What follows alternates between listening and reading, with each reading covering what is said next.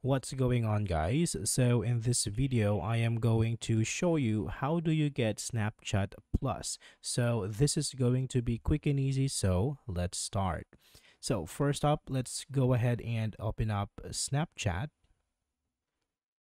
Now from here, let's tap on our profile picture on the upper left corner.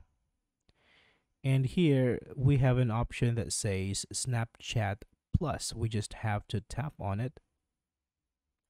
Now you can choose between a monthly payment or a yearly payment. So once you've chosen it, you can tap on start 1 week for free. Now, the trick here is if you cancel your subscription before a month, you will not be charged not even half. So you would get a month free of Snapchat Plus. Alright, so that's it for this video, guys. I hope this is helpful for you. Thank you for watching, and I will see you on the next one.